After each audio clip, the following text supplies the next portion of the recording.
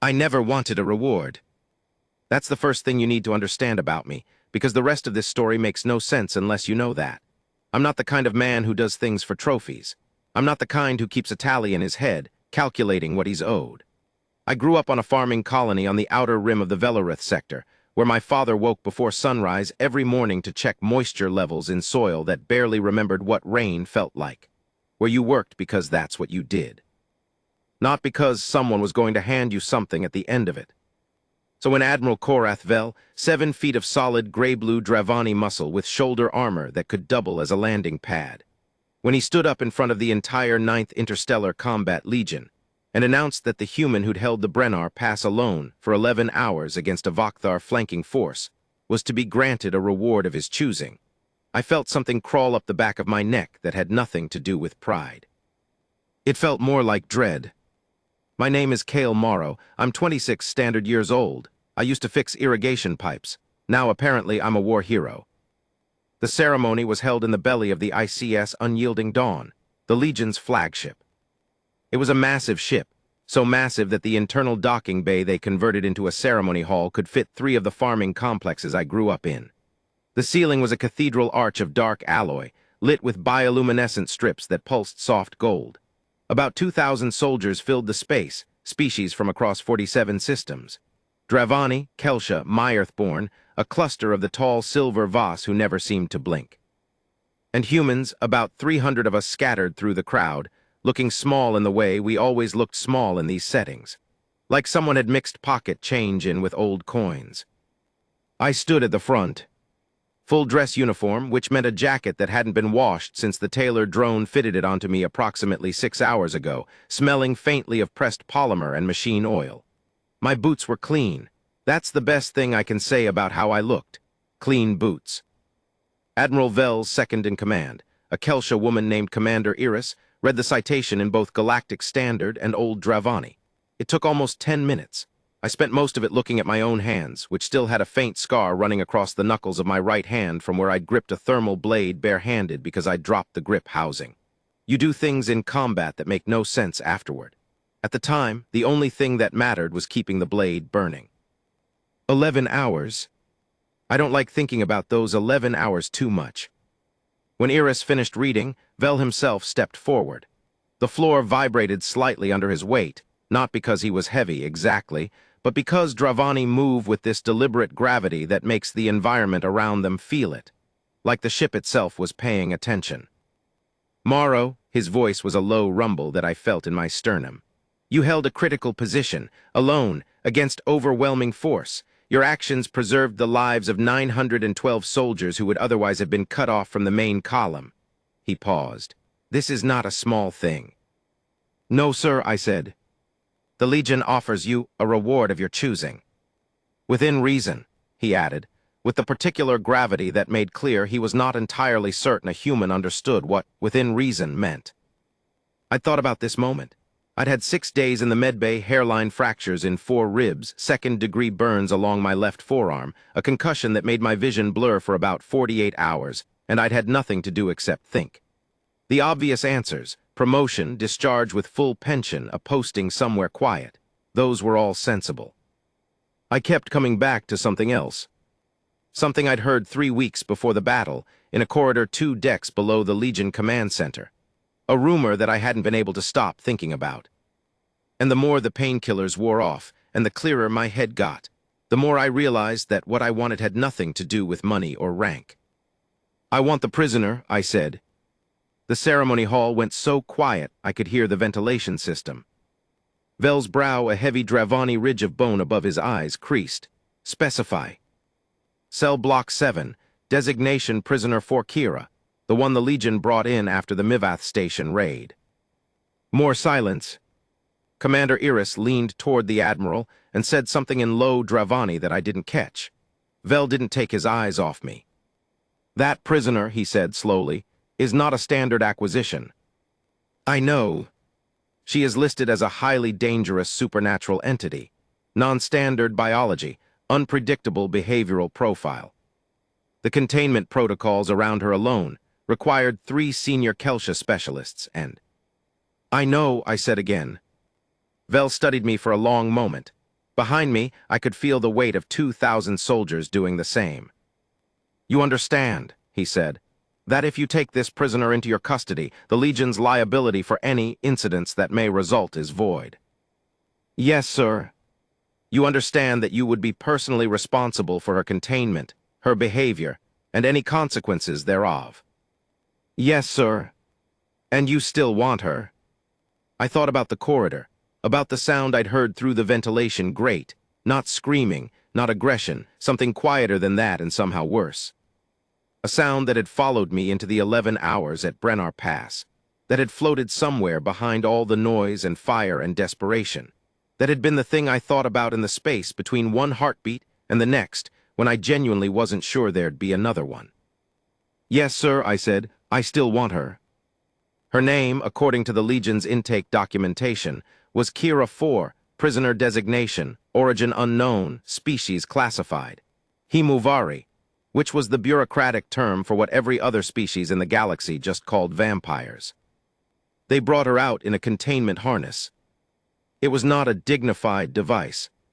It was a full-body restraint system built for supernatural entities, something between a straitjacket and a suspension rig, with luminite bands at the wrists, ankles, and throat. The bands glowed a faint blue-white, which meant they were actively suppressing whatever biological capabilities they were designed to suppress. She was suspended about 6 inches off the ground, so her feet didn't touch the floor. I watched them carry her into the small room they'd allocated for the transfer, and I felt something complex and uncomfortable happen in my chest. She was not what I'd expected. I don't know exactly what I had expected. The Legion's documentation had been sparse, deliberately, I suspected. 2 pages of physical specs, a 1-paragraph behavior assessment that used words like volatile and non-compliant, and a photograph taken from a security camera angle that showed mostly shadow. I'd built some image in my head from those fragments, something intimidating, something that fit into a containment harness the way it was meant to fit, like a threat that needed containing. What I saw was a young woman who looked exhausted. She was slight, probably 5'4", 5'5", slender in a way that looked less like natural build, and more like something had been taken from her. Her skin was pale in the way that actually registered as pale even against the stark white of the containment room lights. Her hair was dark and tangled, the kind of tangled that happens after days of not being cared for. Her eyes, when they finally opened and found me, were the color of deep amber, not inhuman, not monstrous, just unusual. And old. Even before I knew anything else about her, the thing I noticed first was that her eyes looked old. She was wearing what remained of her original clothing under the harness, pieces of something dark, and fitted that might have been a uniform once but was now worn and torn in places. There were marks on her wrists from the luminite bands, not fresh marks, old ones. She looked at me for a long moment without speaking. Then she said in perfectly clear galactic standard, her voice low and slightly hoarse, "You're the one who asked for me." "Yes," I said. "Why?" It wasn't really a question. The inflection was flat, not hostile, just stripped of expectation, like she'd learned not to expect answers that made sense. "I heard you," I said, 3 weeks ago, through the vent panel in Corridor 7C, 2 decks below command. I was walking past and I heard you." Her expression didn't change much, but something moved behind her eyes. "I wasn't doing anything," she said quietly. "I was just—" "I know you were singing." The room was very still. "It was a lullaby," I said. "Old standard, but I recognized the melody. My grandmother used to sing it. I haven't heard it in about 15 years. I paused. I stood in that corridor for about 8 minutes. I didn't know who was singing. I just stood there. She was quiet for a moment. "That's a strange reason to claim someone," she said finally. "Probably," I agreed. "Do you have a name? Not the designation they gave you, a real name." Another pause, longer this time. "Saris," she said. "My name is Saris." The Legion gave me a transport pod and a 2-week furlough. The transport pod was a standard 2-berth model, not luxurious, but functional. Small kitchen unit, navigation console, a fold-down bunk arrangement, and a rear cargo hold that was currently empty. They'd removed the containment harness before I signed the transfer documents. A junior Kelsha specialist spent 20 minutes doing it while looking at me like I was personally responsible for every bad decision made in the last century. When the last luminite band came off, Sarah stood very still for a moment, hands at her sides, and took a slow breath. I gave her one of the spare bunk rooms. She stood in the doorway of it and looked at the bunk and the small porthole showing stars, and didn't say anything for a while. "You can change the light settings," I said. "There's a panel by the door, full spectrum down to complete dark." "Why would you give me a room?" she asked. "Because that's where people sleep. I might not be a person by your definition." "My definition's pretty flexible," I said. She looked at me again with that expression that I was starting to recognize, the one where she was measuring something, calculating something, not about me exactly, but about the situation, about what it meant. Like she'd been surprised before by people who seemed reasonable, and was trying to figure out if I fell into that category or a different one. "I need to tell you something," she said. "Okay. I'm not going to pretend to be harmless. I'm not harmless. You should understand that before." "I'm not harmless either," I said. "I held a combat post alone for 11 hours 3 weeks ago. I'm not looking for harmless. I'm looking for honest." She blinked, just once. It was the first time I'd seen her face do something that felt genuinely unguarded. "Honest," she repeated. "Yeah." She looked at the room again. "The lullaby," she said after a moment. "I didn't know anyone could hear me." "I know. I sing it sometimes when—" She stopped, pressed her lips together, tried again. "When things are very bad, I sometimes sing it to remember that things weren't always like that." I didn't say anything. Sometimes the best response is just letting a sentence exist in the air. "It was my mother's," she said. "She used to sing it to me a very long time ago." "How long ago?" I asked. She looked at me with those amber eyes that looked old even when the rest of her didn't, and she said, "About 340 years. She didn't tell me everything at once. It came in pieces over the first week. Small fragments over meals I cooked, because she didn't need standard nutrition, but she could eat, and she seemed to find the process interesting in a way she tried to hide. Over the navigation console when I let her plot route alternatives, because she clearly knew the Velarith sector better than I did. In the quiet hours when the ship ran on minimal systems, and there was nothing but stars outside the portholes. I learned that she had been born in what was now called Old Myrth, one of the original colonized systems, 340 years ago. That her species, the Himuvari, had been a native population of that system, predating the colonization wave by at least 6 centuries. That they'd been catalogued, studied, classified, and eventually pressed into service by whatever political entity was running that sector at the time. And that over 3 centuries, the population had been reduced, through various mechanisms she described in a flat, factual voice that I suspected was her way of managing something enormous, to very few. She said very few and didn't give me a number. I didn't push. I learned that she'd spent approximately 60 years working as an intelligence operative for one of the old pre-Legion sector councils. Not by choice exactly, but through a series of arrangements that were technically voluntary and practically not. That she was very good at it. That she'd been captured during the Mivath Station raid, because she'd been there trying to extract information about the remaining Himuvari population locations, which the Legion's database apparently contained fragments of, and that the extraction had gone wrong in ways she glossed over with a kind of casual efficiency that made me think they'd been quite bad ways. She'd been in Legion custody for 4 months. 4 months in a Luminite harness with the bands suppressing her biological capabilities, which meant suppressing her enhanced senses, her strength, her speed, and I learned this later, her ability to regulate her own body temperature properly, which meant she'd been cold for 4 months in a way that went beyond just physical temperature. I found this out because on the 3rd night she came out of her bunk room and said, very quietly without looking at me, "I'm cold." I found a thermal blanket in the cargo hold storage and gave it to her without comment. She took it and went back to her room and didn't say thank you, but at the morning meal she poured my coffee before I asked and set it on the console next to me, and that felt like the same thing. On day 5, I asked her about the secret. Not directly. I'm not built for direct approaches when the topic is sensitive. My grandmother always said I came at important things sideways, like a dog that's not sure if it's welcome. She meant it as criticism. I've come to think of it as appropriate caution. We were sitting at the navigation console. She'd been helping me plot a course through the Tessari Belt, a debris field that most ships avoided because the sensor interference made navigation a headache, but that cut 4 days off the transit time. She was good at it. Better than good, actually. She'd been through that sector dozens of times over her 60 years of intelligence work, and she had an instinctive grasp of the field's shifting patterns that no computer navigation system had fully mapped. I said, the Legion classified you as something beyond standard Himuvari. She didn't look up from the console. Her finger traced a potential route through a dense debris cluster. Did they? It was in the documentation. Non-standard biology. 3 words, but they italicized them in a military document. People don't italicize things in military documents unless the thing is making them nervous. She moved a sensor marker 4 degrees northeast. What do you think it means? She asked. I think it means there's something about you that even for a Himuvari is unusual. I paused.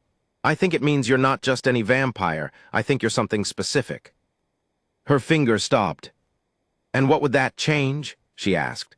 Her voice was still level, still that same measured tone. But I could hear something underneath it now, something that had been suppressed for 4 months along with her senses and her temperature regulation. Probably nothing, I said. But I'd rather know the truth, and then decide what it means than have the truth show up on its own later. She was quiet for a long moment. Then she turned from the console to look at me directly, and I noticed, it was the first time I'd noticed it, that in the diffuse light of the navigation deck, her eyes didn't reflect light quite the way eyes should.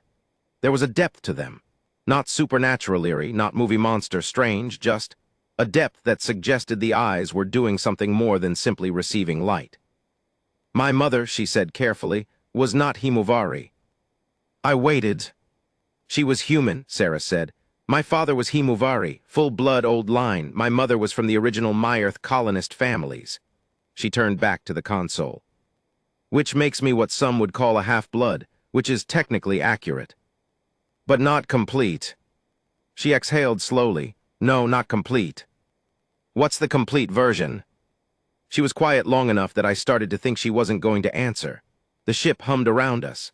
Outside, a chunk of debris the size of a cargo container drifted past the porthole, tumbling slowly.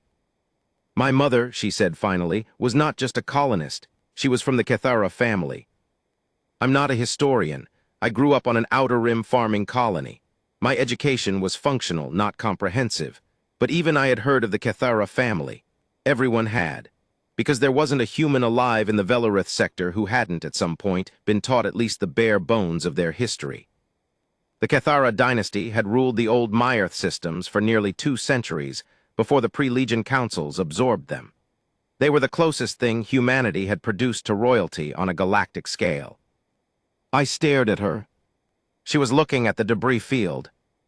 Your mother was Cathara, I said.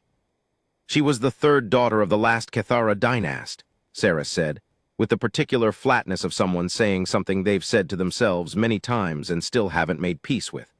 Which makes me, technically and legally under the old Myerth charter, the last surviving heir to the Cathara line. I opened my mouth. I closed it. I tried again. You're the heir to something that hasn't existed for about 200 years, yes. I'm aware of how absurd that sounds. She finally looked at me. I'm also aware of what it would mean if the people who have spent the last 60 years trying to find and eliminate the remaining Cathara bloodline found out that I exist. The ship hummed, the debris field turned around us. How many people know? I asked. Before right now? She looked at me steadily. None. In 4 months of Legion custody with every interrogation technique they have, they never got that far. They know I'm non-standard. They don't know why. I thought about that. I thought about what it meant that she was telling me. About what it meant that she'd decided in the space of 5 days on a transport pod to tell me something she'd guarded for 60 years. Why are you telling me? I asked. She looked at me for a long moment. Because, she said slowly, you stood in a corridor for 8 minutes listening to a lullaby. And then 3 weeks later, when you had the chance to ask for anything, you asked for the person who sang it. She paused. I've met a lot of people in 340 years, Kale Morrow. That kind of logic, that specific, particular kind of logic, is very rare. I didn't know what to say to that. Also, she added, and something shifted in her expression, something that wasn't quite a smile but was in the neighborhood of one. You gave me a thermal blanket without making it strange. That mattered more than you'd think. We cleared the Tessari belt on day 7. The open space beyond it was a different texture than the dense debris field, wider, quieter. The stars spread out in that way that always made me feel both very small and very present simultaneously. I'd grown up looking at sky. You can't not look at the sky when you grow up on a farming colony, because the sky determines everything: moisture cycles, temperature gradients, storm patterns. You learn to read it. Out here in real space, away from any atmosphere, the stars had a clarity that still caught me off guard sometimes. No haze, no diffusion, just light. Saris was sitting at the porthole in the small common area. She'd been sitting there for about 2 hours, not restless, not agitated, just watching. I'd moved around her, made T read mission update reports on my datapad, tried not to hover. She had the thermal blanket around her shoulders and her knees drawn up to her chest, and she looked, in that moment, less like a 340-year-old intelligence operative with the blood of royalty in her veins, and more like someone who had been very tired for a very long time and was taking a breath. I sat in the other chair. She didn't look away from the porthole. "Where are we going?" she asked. "I haven't decided yet." "That's not very organized." "No," I agreed.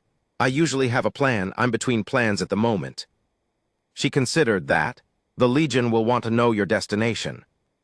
The Legion gave me 2 weeks of furlough and washed their hands of both of us. I think they're hoping I solve whatever problem they created for themselves by actually acquiring you, and they don't especially want the details. She almost smiled again. It was happening more often. I was starting to chart the geography of it, how it started at the left corner of her mouth before the right caught up, how it never quite reached fullness but got most of the way there, how it always seemed to surprise her a little, like she'd forgotten her own face could do it. "What do you know about the people looking for me?" I asked. She was quiet for a moment. "They call themselves the Conclave," she said. "Old organization, pre-councils, maybe pre-settlement. It's hard to track the origin clearly. The historical record has gaps that I don't think are accidents." She shifted slightly in the chair. "Their explicit aim, as far as I've been able to document, is the elimination of any bloodline with a legitimate claim to governance over the old charter systems. The Cathara line was the last human dynasty with that kind of claim. When my grandmother's brother, the last ruling dynast, died without acknowledged heirs, the Conclave presumably believed the line was finished. They didn't know about your mother.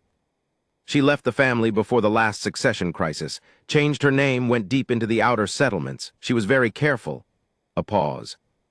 "She fell in love with my father, which was not exactly the safest thing to do, but she was human and young, and apparently Himovari are." She stopped. "What?" "My father was apparently very charming," she said with a dryness that made me exhale a laugh. "That's how she always described him, very charming, very old, very, very charming." The almost smile came and went. "He died when I was young. Himovari can be killed. People found ways to do it during the early settlement wars. My mother raised me alone for 30 years until she died too." She turned from the porthole to look at me directly. "She died of old age, completely human lifespan." I watched it. I held that image, the child who was partly not a child, watching her human mother age. "I'm sorry," I said. "It was a long time ago." She said it the way people say things that are true and also not the point. "The Conclave will know by now that I was in Legion custody.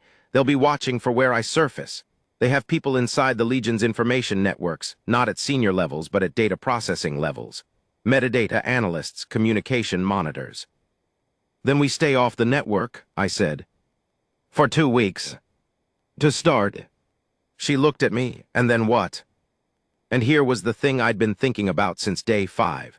Since she'd told me who she was. Since I'd sat with that information and turned it over and looked at it from different angles the way my father used to turn over soil, not to find something in particular, but to understand what you were working with. "I know people," I said. "Not Legion people, independent operators, people who do work in the space between official systems." I paused. "I didn't grow up wanting to be a soldier. I ended up in the Legion through a complicated sequence of events involving a debt my family owed a settlement corporation, which is a story for another time. But before that, I spent 3 years working cargo transit routes across the outer sectors. You meet people in that work." "What kind of people?" The kind who can disappear someone from official records, I said. Or undisappear them, or build a completely new record from scratch that passes every biometric scan in the known systems. I looked at her. If the Conclave is looking for a prisoner who escaped Legion custody, they'll be looking for a prisoner who escaped Legion custody. They won't be looking for someone who never escaped, because they never existed in that form. Saris was very still. You want to rebuild my identity, she said. I want to give you the option of one that doesn't have a target painted on it. I leaned back in my chair. After that, what you do with it is your choice. You want to disappear into the outer rim and sing lullabies to yourself in peace for the next few centuries, that's your business. You want to do something with the Cathara lineage, whatever that might mean in the current political environment, that's also your business. I'm not trying to own the outcome here. She was quiet for a long time. Why are you doing this? She asked finally, and it wasn't the same question as before. It was deeper than that, more specific. It was asking something I'd been quietly asking myself since the moment I'd opened my mouth in that ceremony hall. Honest answer, I said. Please. I don't know completely, I said. Some of it is that I've had enough of systems that take things from people and call it administrative necessity. I grew up under 3 different corporate settlement contracts. I've watched what happens to people who get classified as resources, and you were classified as a resource, prisoner for Kira, non-standard entity, liability void. I paused. Some of it is that lullaby, that's true. I can't explain it better than I already have. Another pause. Some of it is that since I've known you 7 days and you've helped me navigate a debris field, you poured my coffee, you told me the truth when you didn't have to, and you look at the stars like they're still worth looking at after 340 years. And I think that's worth something. The common area was quiet. She looked at me for a long time with those old amber eyes. You are, she said finally, very quietly, a genuinely strange man. Yeah, I said, my grandmother said something similar. The almost smile came, and for the first time since I'd known her, it made it all the way. We sat down on Kelvara Station on day 9. Kelvara was exactly the kind of place that doesn't appear on official navigation maps. Not because it's illegal exactly, but because it exists in a commercial and jurisdictional gap that several different governing bodies have agreed to look away from. It sits in the L4 orbital point of a gas giant called Yedris 7, which itself is technically in disputed territory between 3 outer rim settlements that have been in a state of ongoing low-level disagreement for 40 years. Nobody with official authority wanted to spend the political capital to claim Kelvara, so Kelvara claimed itself. It was home to about 12,000 permanent residents and a rotating transient population that I never saw counted, but was probably another 5,000 at any given time. Most of the 12,000 were what you'd generously call independent professionals, traders, fixers, a few legitimate repair and resupply operations that served the cargo transit routes, a handful of information brokers operating under various creative professional designations. The best coffee I'd had in 5 years was available from a cart operated by a Kelsha woman named Divat, who also, as a side business, dealt in biometric verified identity documentation. Saris looked at Kelvara the way I imagined she looked at most things she encountered for the first time, with an outward calm that was doing a lot of work to contain something more active underneath. You know this place, she said. It wasn't a question. I spent about 8 months here during the cargo years, I said. It's not comfortable exactly, but it's functional and people leave each other alone. Is that a selling point? In my experience, yes. Divat was at her cart in the usual spot, next to the loading dock for Bay 12. She was taller than me, blue-gray skin, eyes that tilted at the outer corners in the Kelsha way, and an expression that conveyed professional warmth and absolute no-nonsense simultaneously. She looked at me when we approached, then at Saris, then back at me. Morrow, she said, you look terrible. Thank you, I want 2 coffees and a conversation. The conversation will cost more than the coffees. It usually does. She looked at Saris again. Saris looked back at her with that level, measuring expression. Divet's eyebrows moved approximately 2 millimeters upward, which from her was equivalent to dropping a jaw. Himovari, she said. Half, Saris said. Other half. Human. Divet's eyebrows completed their journey. She poured 2 coffees, actual brewed bean coffee, which in this sector was worth more per gram than most refined metals, and set them on the cart ledge and leaned forward on her elbows. "What do you need?" "Clean identity," I said. "Biometric matched, full spectrum, network presence, travel history, medical records. Nothing that flags on any scan from Velareth core to the outer settlements." Divet looked at Saris. "For her?" "Yes. Legion records. Currently listed as a transferred prisoner under a reward claim. The transfer is registered and clean. But there's a separate interest group looking for the underlying identity." Divet absorbed this without visible reaction. "Conclave." Both Saris and I looked at her. "I know what the Conclave is," Divet said flatly. "I've been cleaning up after their messes for 20 years. They lose a target, they burn the record trail. They acquire a target, they burn the record trail. Whoever has the worst record hygiene in the sector, it's them." She looked at Saris. "What are they after?" "Bloodline," Saris said. "Kethera." A longer silence this time. "You know about that too," Saris said. "I told you," Divet said, looking at me again, "the conversation costs more than the coffees." She picked up her own cup. "Yes, I know about the Kethara remnant possibility. I'm an information professional. I know about most possibilities. I also know that the Conclave's searches for Kethara survivors have come up empty for 140 years, which means either they're very good at dying or very good at hiding." "The latter," Sarah said. Divet looked at her for a moment with something that might have been respect. "Okay," she said. "New identity, full spectrum. I can have it built in 72 hours. Cost is," she named a figure. I looked at my account balance in my head. 11 years of Legion service pay, accumulated with minimal spending, because there's not much to spend money on during 11 years of active Legion service. It was enough. "Done," I said. Divet nodded. "You'll need a name." She looked at Saris. Saris looked at the coffee cup in her hands for a moment. "Saris," she said quietly, "I want to keep Saris." "Surname?" She was quiet for a moment. "Morrow," she said. "Saris Morrow." I went very still. She didn't look at me. She was looking at the cup. "It's practical," she said, in a voice that was doing its level best to sound merely practical. "Matching surnames creates a plausible social connection that explains shared travel patterns and—" "That's fine," I said. My voice came out steadier than I expected. "That makes sense." Divet looked between us with the particular expression of an information professional who has just filed something away. "Saris Morrow," she said. "Right, 72 hours." We stayed in a rented berth at Kelvara's residential module, while Divet built the identity package. It was more comfortable than the transport pod. 2 actual separate rooms, a kitchen with a proper heat unit, and a common area with enough space to not feel like you were always accidentally in each other's airspace. It was also the first time since the transfer that I had enough room to feel the full weight of what I'd taken on. I lay on the bunk in my room on the first night and stared at the ceiling and thought about it systematically. The way my father used to think about farm planning, laying it out in straight rows, accounting for each variable.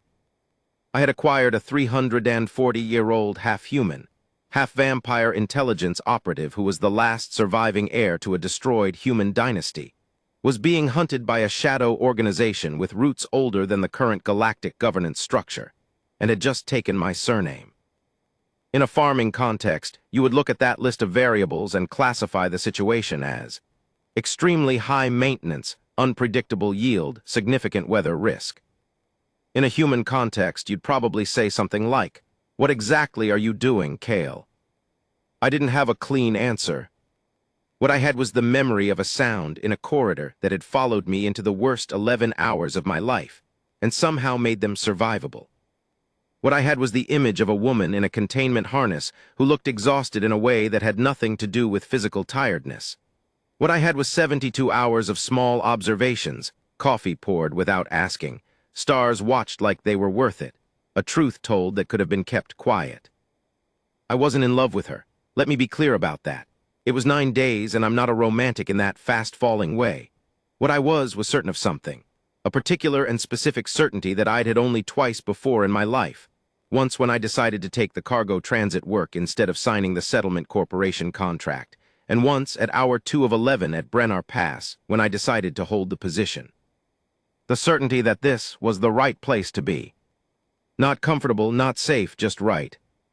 On the second day at Kelvara, Saris found the station's observation platform. Kelvara's observation platform was technically a commercial feature, meant for transient visitors who wanted to look at Yedris 7 from L4 position, which was admittedly spectacular. A gas giant up close has a texture that you don't get from images. The bands of atmospheric storm that look like watercolor brushstrokes from a distance resolve into actual weather systems. Wind patterns so large that the entire surface of a standard planet could fit inside a single storm cell. Yedris 7 was predominantly amber and copper red, and the L4 sun angle at this time of the station's orbital year put the light hitting it at a low angle that made the whole face of it glow. I found Saris on the observation platform because I'd been looking for her for 20 minutes. She was standing at the rail, the full-spectrum glass of the platform gave an unobstructed view, and she was looking at the gas giant with an expression I hadn't seen on her before. It wasn't the star-watching expression from the porthole. It was something rawer than that, something that looked like grief wearing wonder as a coat. I stopped a few feet away. "My mother showed me Yedris 7 once," she said without turning around. "From a colony shuttle, I was 8. I'm half Himuvari, so I was physically about 8, but my lifespan clock was already running on the longer timeline, so in another sense I was..." She stopped, shook her head slightly. "It doesn't matter, I was 8. She pressed my face against the porthole and pointed. She said, "Look, Saris, aren't people extraordinary? We went all the way out here. We went all this way." I stood next to her at the rail. The gas giant turned in its slow, enormous way. "She meant it as a good thing," Saris said. "She meant, isn't it wonderful that humanity went out so far? She was proud of it. Even though the journey hadn't been kind to her family, even though everything she came from had been dismantled or absorbed or erased." A pause. She had this quality of not forgiveness exactly, just forward motion, looking at something enormous and finding it beautiful instead of frightening. "She sounds like someone worth knowing," I said. "She was." Saris turned slightly toward me. "I've spent 60 years working in intelligence because it was what I was good at and because I thought if I could find the remaining Himuvari locations, if I could access enough of the right databases, I could at least document what was lost. Give it a record that didn't depend on official systems that had every reason to erase it." She paused. I never thought much beyond that. Document it, preserve the record. After that, I genuinely didn't know." "And now," I asked. She looked at the gas giant. "Now I have a new name," she said, "and 72 hours of waiting." "And after that?" She was quiet for a moment. "I don't know," she said. "But I think, for the first time in maybe 60 years, not knowing feels like a possibility rather than a threat." I leaned on the rail next to her and looked at Yedris 7. "My father," I said, "used to say that the hardest part of farming isn't the drought years or the storm years. It's the years when you've just finished one crop cycle and you haven't planted the next one yet. The ground is bare, nothing's growing, it could go any direction." I paused.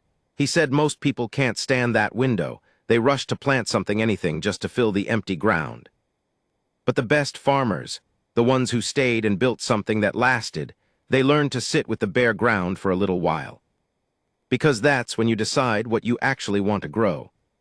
Saris was quiet for a moment. "Is that what you're doing?" she asked, "sitting with bare ground?" "I think so," I said. "Yeah." She turned from the gas giant to look at me with those amber eyes that were doing that deep-light thing again, and she said, "I've known you 9 days. 11 if you count the 2 I spent in the medbay thinking about you." She blinked. "You thought about me while you were in the medbay?" "I thought about the lullaby," I said, "which was you, so yes." She looked at me for a long time. "You are," she said for the second time, "genuinely the strangest man I have ever met." She turned back to the gas giant. "I've met quite a lot of men over 340 years." "I believe you." "That's the strangest part," she said softly. "You just believe things without requiring them to be proven first. My grandmother said I was naive." "Maybe," she was quiet for a moment, "or maybe you just have a different risk assessment model." "Is that a compliment?" She almost smiled. "I'll let you know," she said, "after the 72 hours. The identity package arrived on schedule. Divat delivered it in person. A small biometric chip that would interface with all standard scanning systems, plus a layered digital file package that built out Ceres Moro's history in clean, verifiable strokes. Born on Tessari Station to a mixed-species family. Standard education records. A short work history in logistics management. Clean medical history that accurately reflected Hemuvari hybrid biology without flagging any of the specifics that would trigger a deeper search. Travel records that placed her in the right locations at the right times to make the backstory coherent. Divat walked her through the integration process with the professional efficiency of someone who had done this many times and still took it seriously. The biometric chip sits behind the left ear, she said. It interfaces wirelessly with any standard scanner. Your natural biometrics are still yours. The chip overlays the identification layer without altering them. It's undetectable by current Legion scanning technology. Current, Sarah said. There's always a gap between what security systems can do and what technology can counter, Divat said. Currently, the gap favors the chip. If that changes, I'll update you. Saris nodded. Divat looked at me. She's clean. If the Conclave has metadata surveillance on Legion prisoner release records, they'll find a notation for prisoner 4 Kira transferred to civilian custody via reward claim. That trail ends there. The civilian identity associated with the transfer is a shell I've already routed through 4 dead-end registries. She paused. What they won't find is Ceres Morrow. She's new. She's clean. She doesn't connect to anything they're looking for. How long does that hold? I asked. Depends on how smart they are and how hard they look, Divet said honestly. If they're looking for a Hemuvari hybrid with old Myerth DNA patterns, the medical record I've built will pass standard screening. Deep forensic biological analysis, the kind that requires a physical sample and a specialized lab, could potentially flag the Cathara markers, but that requires capturing her first. Then we make sure they don't capture her, I said. Divet looked at me for a moment with that filed-something-away expression. You know, she said, when you came to me 8 years ago looking to move cargo consignments through unofficial channels, I thought you were just another Outer Rim kid trying to make rent. She paused. I didn't think you'd end up in this particular kind of story. What kind is that? I asked. She looked at Ceres, at me, back at Ceres. The kind where someone does something irreversible for reasons that only make sense to them, she said. And it turns out to be the right thing anyway. She finished packing up her tools and left us with the documentation and 2 more cups of coffee that she waived off payment for, which from Divat was the highest form of endorsement I'd ever seen her offer. That evening, Ceres came into the common area and sat across from me at the small table. She'd washed her hair. It was still dark, but now it was clean and slightly wavy where it had dried, and it was different from the tangled version I'd first seen in the containment room. She was wearing one of the simple pullover shirts I'd found in Kelvara's supply market, charcoal gray, which made her eyes look darker amber by contrast. She'd left the thermal blanket on her bunk for the first time. She put a small object on the table between us. It was a piece of folded material, old, clearly. The kind of old that things only get when they've been handled frequently over a very long time. The fabric was dark blue, almost black, and when she unfolded it, I could see that it had an emblem embroidered in silver thread at the center. A pattern I recognized after a moment. I'd seen it in historical text files. A 12-pointed design that was the symbol of the Cathara dynasty. My mother's, she said. She kept it folded in an inner pocket her whole life. I've kept it since. I looked at it. Delicate, careful, well-maintained for something 3 centuries old. Why are you showing me? I asked. Because, she said, and then stopped, tried again. Because you are the only person alive who knows what it is, and I've been carrying it alone for 300 years. She met my eyes. That's a long time to carry something alone. I thought about what to say to that. I thought about the bare ground and what you want to grow. You don't have to carry it alone anymore, I said. Simple as that, no promises beyond it, just that. She looked at me for a long time. Then she refolded the emblem very carefully and placed it in the center of the table, not putting it away, just setting it down. The Conclave will still look, she said. Yes. They have resources I can only partially map. Yes. This new identity buys time, but doesn't solve the problem. No, I agreed. It doesn't. What does solve the problem? And here was the thing I'd been building toward in that sideways approaching way for 9 days. The thing that had been forming in the back of my mind since she'd told me who she was, since I'd sat with it and let it settle. Information, I said. The Conclave has stayed operational for a long time by being an asymmetric threat. They know things their targets don't. They know who the bloodlines are, where they are, what the political implications of them are. Their power is informational. I paused. But you've spent 60 years in intelligence work. You have your own database. She looked at me carefully. You want me to map the Conclave? I want you to map the Conclave, I said. Find their operational structure. Find their leadership. Find the individuals, not the organization, because organizations are hard to fight and individuals are not.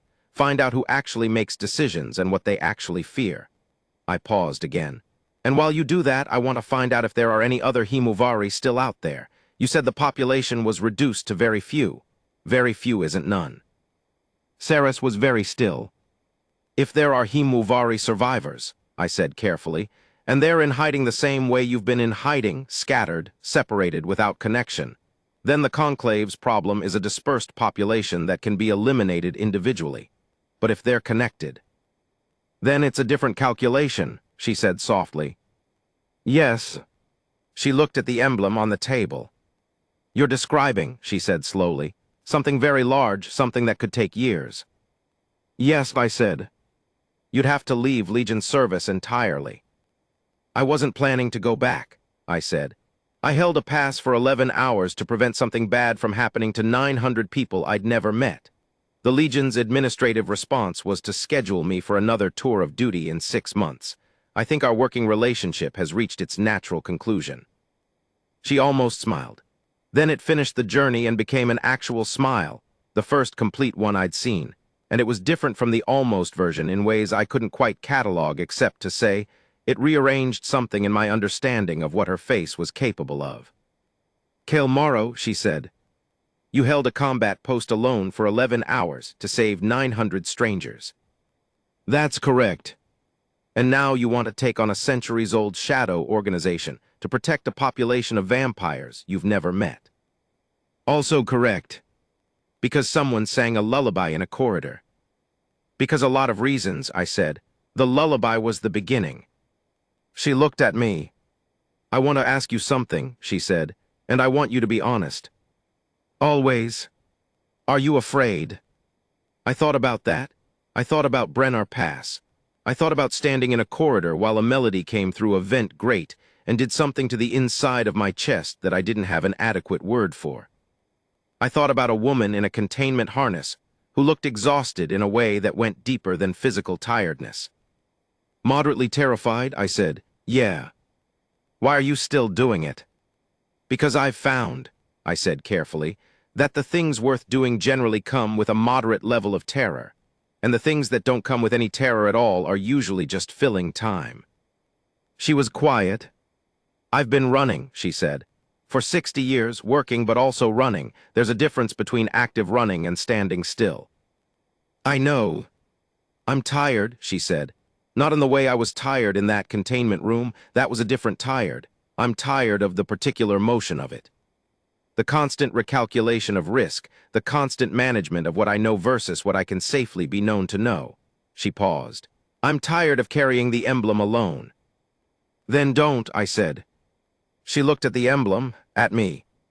If I do this, she said slowly, if we do this, it won't be simple. It won't be quick. It will be dangerous in ways that I can partially predict and ways that I can't. I know. And you've decided in 9 days that this is what you want to do. 10 days if you count today, I said. And I decided faster than that, honestly. I just needed 10 days to find the words for it. She looked at me for a long time. Then she reached across the table and picked up the emblem and held it for a moment. My mother, she said, used to say that the remarkable thing about humanity wasn't their technology or their ambition or even their stubbornness, though she thought the stubbornness was quite remarkable. She said the truly extraordinary thing was that a human could look at something completely impossible and decide to do it anyway. Not because they thought they could win, just because they thought it was right. She set the emblem down again between us. She would have liked you, she said. I didn't trust myself to speak for a moment. Tell me about her, I said finally. Tell me about your mother. And Saris, the last heir of the Cathara dynasty, the half-Himuvari intelligence operative who had been running for 60 years and had sung a lullaby in a prison cell because it was the only thing that still made sense, leaned forward slightly and began to talk. Outside the porthole, Yedris 7 turned in its slow amber revolution, lit from the side by a sun that was setting relative to our orbital position, turning the storm systems on the gas giant's face into something that looked, from the right angle, like fire. Inside, the table lamp made a small warm circle of light. And I listened. End of Part 1, The Claiming. Part 2 of 3. The Hunt Begins. Part 2, The Hunt Begins. We left Kelvara on the morning of the 12th day. The transport pod was ours for another 2 days on the Legion's clock before it needed to be returned. After that, we'd need our own arrangement, which was something we'd talked about late into the night before departure, sitting at the table in the residential module with the emblem still between us and the coffee long since cold and neither of us particularly interested in stopping. Saris had made lists in her head over 60 years of intelligence work. That was the clear impression I got. Not physical lists. She didn't have a notebook or a device with files on it. She had a 340-year-old mind that ran organizational systems the way other people ran background music. Quiet, constant, always there. And what she had in that mind, she'd been sharing with me in pieces. The Conclave had a presence in 7 confirmed systems and suspected involvement in 4 more. Their operational structure was cell-based, local units that knew their immediate contacts, but not the broader network. Standard tradecraft for any organization that had survived long enough to learn what exposure costs. Classic onion model, I said. Yes, layers. Each layer only knows the layer directly above and below it. She had a datapad now. I'd bought it at Kelvara's market, and she was building a diagram, slow and careful, working from memory. The challenge is that I spent 60 years working around their edges without ever identifying the core. I have local operatives. I have regional coordinators in 2 systems, but the inner leadership. You have a theory, though, I said. She looked at me sideways. I have 3, she said. One that points to a governance council in the Velaruth core systems, legitimate political actors who use the Conclave as an instrument of unsanctioned enforcement. One that points to an independent financial network that's less about politics than about the commercial value of eliminating competing authority claims. And one that I don't like thinking about. Tell me the one you don't like thinking about. She set the datapad down. The third theory is that the Conclave's leadership isn't a person or a council, she said.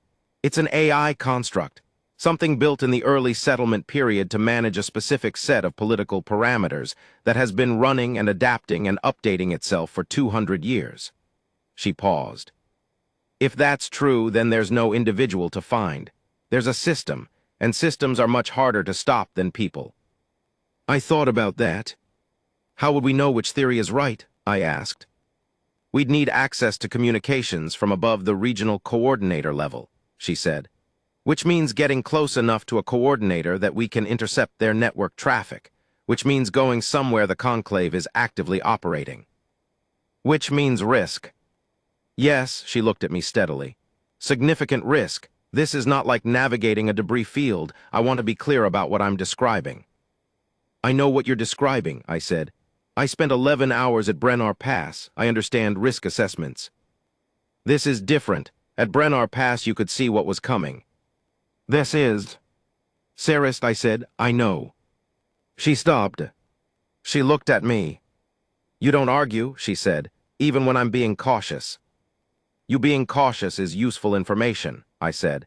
It means you're seeing something real. I factor it in. I don't dismiss it. She was quiet for a moment.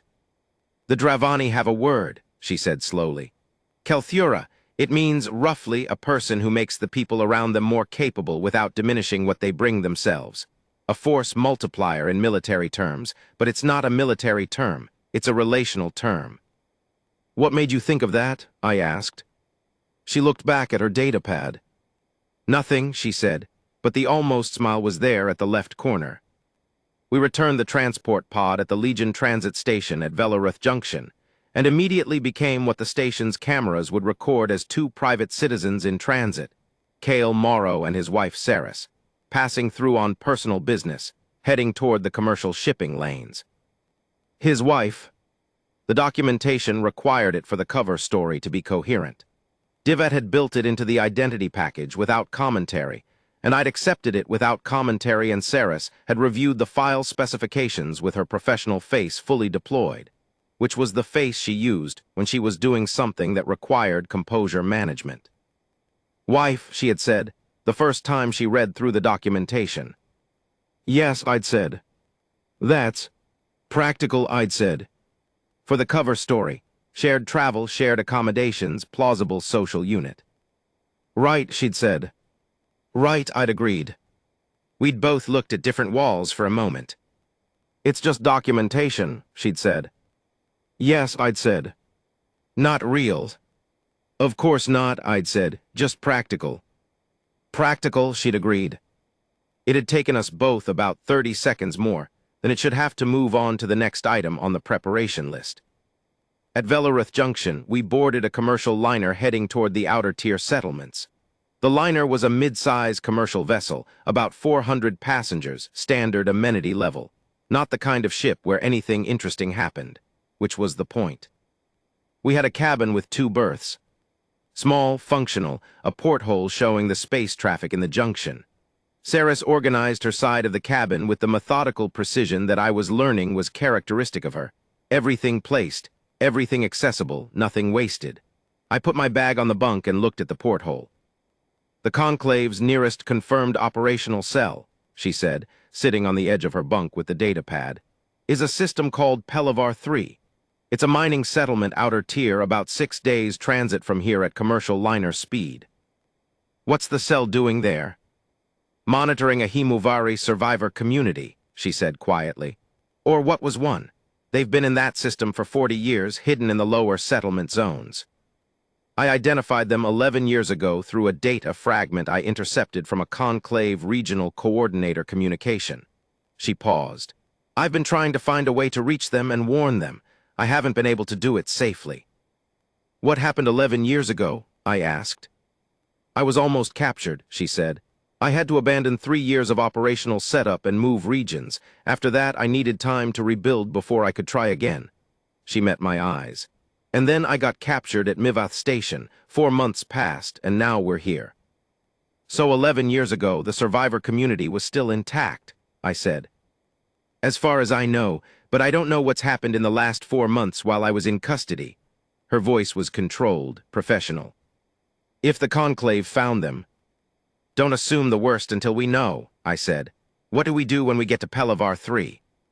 She looked at the data pad. There's a woman, she said.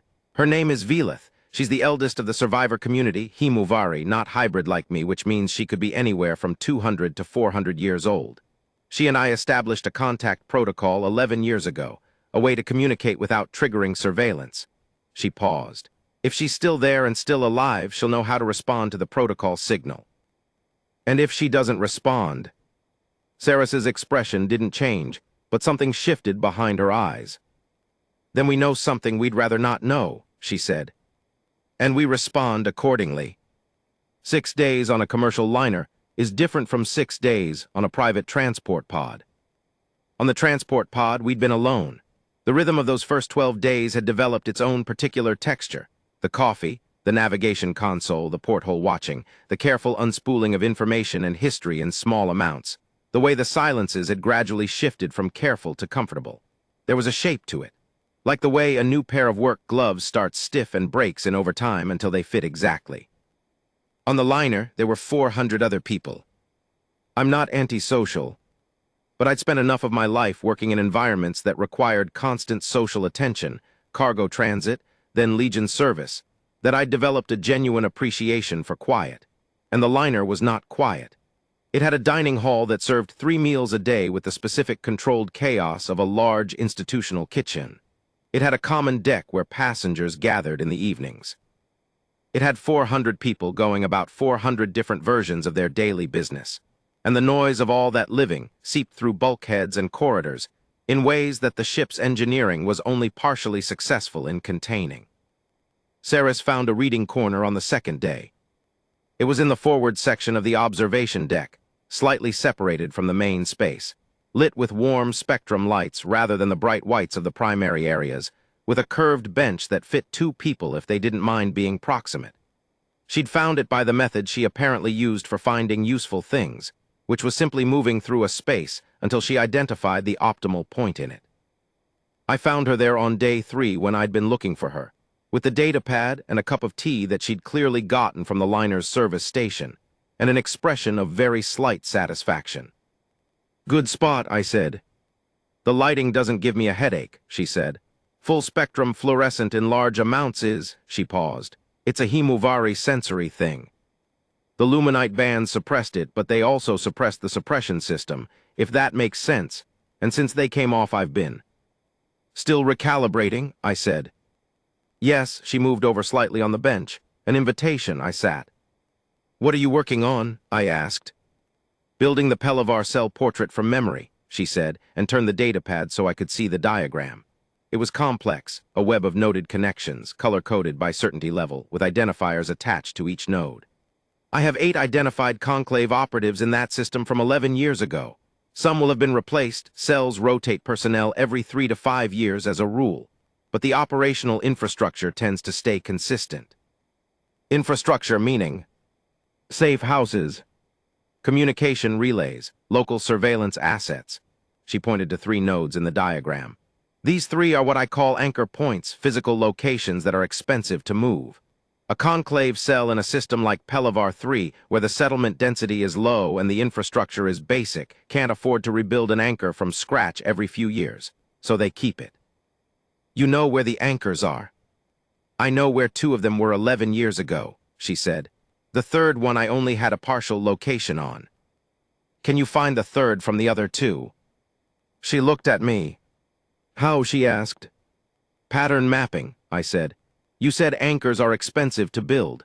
That means they're built on existing infrastructure, power supply, network access, structural stability. In a mining settlement, that means proximity to either the primary power grid or the secondary distribution network. If you give me the settlement layout and the locations of the 2 confirmed anchors, I can probably identify the limited number of sites that make operational sense for the third one." She looked at me for a moment. "You're thinking like an engineer," she said. "I grew up fixing things," I said. "Infrastructure follows logic. If you understand what a thing needs to work, you can usually figure out where it is." She turned the datapad toward me. "The settlement layout of Pelivar 3 Lower District," she said. 11 years old, but mining settlements don't change fast. 2 confirmed anchor locations here and here," she pointed. "The third should be within the southern quadrant, based on the coverage area I mapped from intercept patterns." I looked at it. "Give me an hour," I said. She handed me the datapad. I spent the hour the way I used to spend time planning irrigation runs on the farm, systematically. Starting from what I knew, eliminating what didn't fit, narrowing down the remaining possibilities by asking the right questions. What does this site need? Power, network, structural integrity. Cover function, what business or location type provides a conclave cell with plausible presence in a mining settlement without attracting attention? Industrial supply depot, equipment maintenance facility. Something that expects regular unmarked shipments and irregular visitors. By the end of the hour, I had 3 candidate locations. I handed the datapad back to Saris. She studied the 3 locations for about 5 minutes. She didn't say anything during those 5 minutes, just looked. "This one," she said finally, pointing to the second candidate. "It's next to the primary power distribution node for the southern quadrant, and there's a maintenance access tunnel below it that connects to the settlement's secondary ventilation system." She looked at me. "That's exactly the kind of feature a conclave cell would pay a premium for." "Then that's the third anchor," I said. She looked at me with those amber eyes. "You identified a conclave installation in a system you've never visited," she said, "from an 11-year-old settlement map in an hour." "You gave me all the pieces," I said. "I just sorted them." She was quiet for a moment. "My mother would have loved you," she said, and this time there was nothing careful about it at all. She said it simply, the way you say something that's just true. I looked at the settlement map. "Tell me about Velith," I said. "Tell me everything you know about her, so I know who we're walking into." and Sarah settled into the reading corner and began to talk. And outside the observation deck windows, the stars streamed past at commercial liner speed. And somewhere 6 days ahead of us, a mining settlement was either going to confirm our best hope or our worst fear. We arrived at Pelivar 3 on the evening of the 6th day. Pelivar 3 was not a welcoming planet. Not unfriendly exactly, it just wasn't designed for welcoming. It was a working environment. The atmosphere was breathable but heavy with particulate from the deep ore extraction operations, which gave everything a faint reddish haze and a smell like minerals and industrial solvents, and something organic underneath that I couldn't quite name. The settlement itself, Pelivar Prime, officially, though everyone called it the Sink, was built down rather than up. The first level was at ground surface, but everything else went underground, drilling down into the rock in tiers that followed the ore deposits. The deeper you went, the older the settlement, the less official the infrastructure. We'd told the liner's immigration system we were there to investigate a potential raw material sourcing contract. Clean cover, consistent with Saris Morrow's documented logistics background. We found lodging on the third level, mid-tier, which was the zone where legitimate workers lived, and the Conclave's surface-level surveillance was thickest. Not too deep, which would flag us as hiding something, and not at the surface, which would flag us as not serious. The room was functional. 2 bunks, a shared workspace, a window that looked out at the rock wall of the tunnel the third tier ran along. The Sink didn't believe in unnecessary space. Saris spent the first hour sitting on the lower bunk with her eyes closed. I'd learned by now that this wasn't meditation or rest. She was processing sensory information. The luminite suppression had disrupted her enhanced senses for 4 months, and since their return, she'd been managing their recalibration in an environment that was now considerably more complex than a transport pod or a commercial liner. The Sink was loud, not in the acoustic sense necessarily, but in the sensory sense. Hundreds of people in a dense underground structure, all the electromagnetic noise of industrial equipment, the specific resonance of deep rock around you. When she opened her eyes, she said, "There are 12 people within 200 meters of this room who are not who their documentation says they are." I looked at her. "How can you tell?" Himuvari's sensory range when functioning includes micro-expression detection, heartbeat pattern, galvanic response. She paused. "Essentially, I can tell when someone is maintaining a persona. It has a specific physiological signature." She paused again. "2 of those 12 are Conclave operatives. At least one of them knows we've arrived. They've been monitoring the liner arrivals." "That was fast." "They're thorough," she said, "but not immediately alarmed. They're cataloging, not acting. We have time." "How much?" "If our cover is solid days, if it develops any inconsistencies," she shook her head. "Less." "Then we need to find Velith's contact signal before the cover develops inconsistencies," I said. "What's the protocol?" She told me. It was simple in the way that elegant things are simple, not easy, but uncluttered. A specific combination of purchases at a specific market in the lower settlement, made in a specific sequence. A market that sold dried food goods and mining equipment accessories, which was the kind of place anyone in the Sink might visit for completely ordinary reasons. The purchases themselves were ordinary, 3 items, common goods, unremarkable individually. But the combination and sequence, within a 48-hour window of arrival, would tell anyone watching for that signal that Saris had arrived. And Velith would be watching. If Velith was still there. We went to the market the next morning. The lower settlement market occupied a long, low tunnel with stalls on both sides. Exactly the kind of cramped, functional commercial space that develops naturally when a working settlement needs supplies and doesn't have the luxury of architecture. It smelled like the Sink in general, minerals, solvents, that underlying organic note plus food and machine oil, and the collective presence of a lot of people in a space designed for cargo. I bought a bag of dried pulse grain. Saris bought a coil of standard gauge wire and a packet of thermal bonding strips. I went back and bought a jar of processed mineral supplement. 3 purchases, in sequence, at a market where we had obvious cover reasons to be. We didn't linger. We walked back to the third tier at a pace consistent with people who had a working day ahead of them. Saris said nothing for the first 10 minutes. I was learning to read her silences, and this one had a particular quality. Not absence of feeling, but very careful management of it. "Now we wait," she said. "How will we know?" "She'll find us," Sarah said. "If she's alive and she's watching, she'll find us." Velith found us 14 hours later. She came to the room. I don't know how she got into the building. The third-tier residential module had standard biometric entry, which should have limited access to residents and registered guests. But I was sitting at the workspace planning, and Saris was standing at the window watching the tunnel outside, and there was a sound at the door that was less a knock than a particular pattern of pressure, 3213, and Saris turned from the window with an expression I'd never seen on her before. Relief. Raw, unguarded, complete relief. She opened the door.